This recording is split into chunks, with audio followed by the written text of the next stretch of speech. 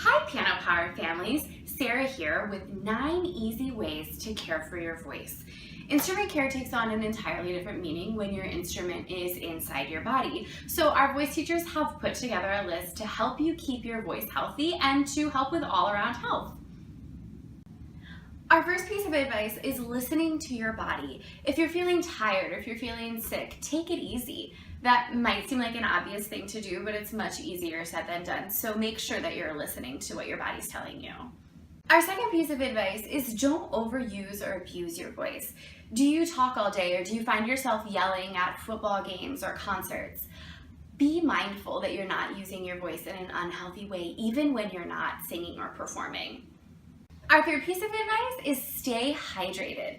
Your vocal cords are naturally covered in mucus, and if you're sick, that mucus thickens. So you want to make sure you're drinking plenty of water so your vocal cords can continue to vibrate freely.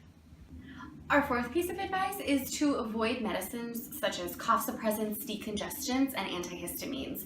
These have a drying effect, so while you think they'll make your voice feel better, they'll ultimately make it feel worse. Instead, try steaming, because when you're sick, instead of suppressing that mucus, you want to keep it flowing. Our fifth piece of advice is to use a humidifier, especially if you have the heat on. Breathing in moisturized air will keep your vocal cords happy. Our sixth piece of advice is to warm up your voice every day. Even if you're not planning on practicing for a long time, a voice that's accustomed to singing every day will be healthier and will help you when you have longer practice days or when you have a performance. Our seventh piece of advice is to cool the voice down. Just like you spend some time before practicing warming up the voice, you want to do some light vocalizing at the end of your practicing to cool the voice down. Our eighth piece of advice is to avoid singing too much.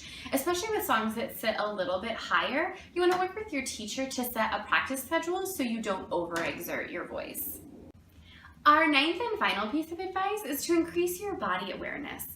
Everything in your body connects to your voice, and so in order to do your best and healthiest singing, you want to be aware of what's happening in your body. We recommend other body-based activities like yoga, dance, meditation, and martial arts. We hope you find this advice helpful and that you return to these tips in order for you to do your best and healthiest singing.